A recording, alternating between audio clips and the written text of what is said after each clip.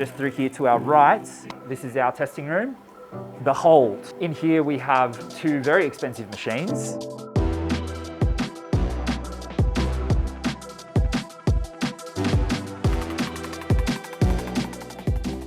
I think people were fascinated. Everyone was really open to and accepting of new knowledge and new understanding about what they were taking. One of the things I took away is everyone wanted to be in that room. Everyone wanted to see what the process looked like. They wanted a sort of chemical breakdown from the analysts themselves. And people were just genuinely quite interested in how the science of this works. I guess on the music front, I've been around drugs and been using drugs myself and been around overdoses for like 10 years now. It's something that we've so sorely needed.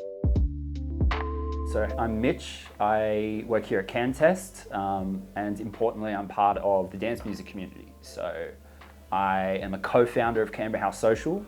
We're a dance and a rave crew. We've done 44 events over our 5 years. So the CanTest site is inside One More Street, which is a health building here in Canberra. It's all completely anonymous and you can walk through the building without getting interrupted by security. So this is our waiting room and it's the place that people will come and chill as soon as they come roll in through the door.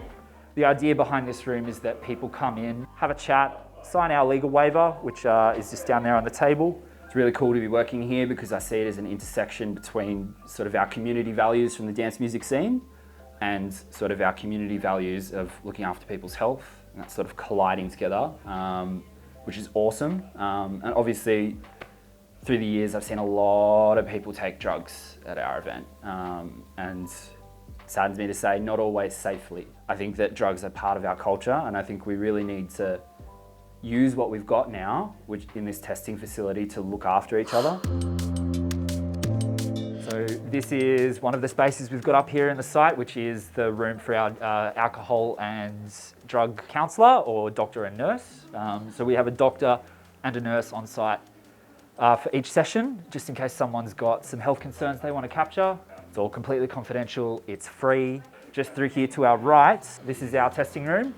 In here we have two very expensive machines, and I'll just give you a bit of a highlight of this because I'm not a chemist, but over here we have an FTIR machine, which is probably the most common pill testing machine that you will see going around. This is Pat. Pat is one of our chemical analysts. That's right. Yep, from ANU. So Pat works these beautiful machines.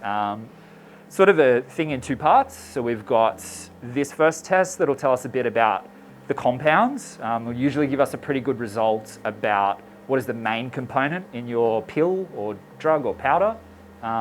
From there, if we're not too sure or we're curious about your drug, we might move over to our second machine, which is our UPLC. And UPLC uses solvents and all sorts of crazy goos to separate out what's inside that compound and give us a bit more of a detailed look.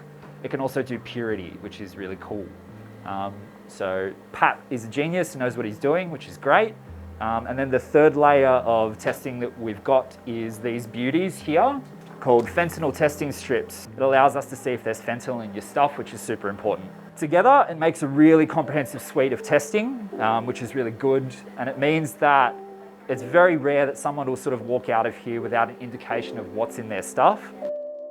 I worked on the Friday night at the service, which was great. We had quite a few people through. I was expecting that, but I wasn't expecting the variety of stuff that we ended up getting. There was 6 discards on the Friday night, so that's where people maybe weren't expecting, they might have been expecting MDMA, and for example, it was actually ketamine, or they might have been expecting cocaine and it was actually a bit of a mix. So those people ended up discarding, which was really cool. And obviously it looks great that the service went up and running, and straight away we had people sort of dropping stuff they weren't so sure about. Everyone we spoke to, everyone was really open to and accepting of new knowledge and new understanding about what they were taking. If we reduce the harms of drugs, we're not going to see an influx of people using more drugs. And studies show that in the Netherlands, in the UK, even in the US in certain states. ANU is doing the independent evaluation of this service. The study is going to help us understand, once people are given information about their drugs, are they going to change their behaviour? Some people may choose not to take their drugs, as we've seen already. So it's a really valuable statistic to have. I think from my perspective, I'm particularly interested in about getting accurate sort of results of what are people using in Canberra. That's something that really no one has statistics on at all. That information has a flow-on effect where one person goes to the service and gets educated, they tell their friends, and that becomes knowledge within their little micro community. We won't be able to have these bad actors selling stuff now because there will be a real fear that they will get caught selling bad supply. It may take time to fully seed, but I think once we've got a culture of, I'm going to a rave on the weekend or I'm going to a doof on the weekends, I've just copped stuff, now I can check it. And that sort of flow back effect is probably what we're looking for most in the music community. And that's really all we've asked for in the music community for years now is, how can I make myself and the people around me safer as we use? I think it's going to have a real impact on, obviously, hospitalizations. And, I think especially it's going to impact and make safer our sort of underground scene.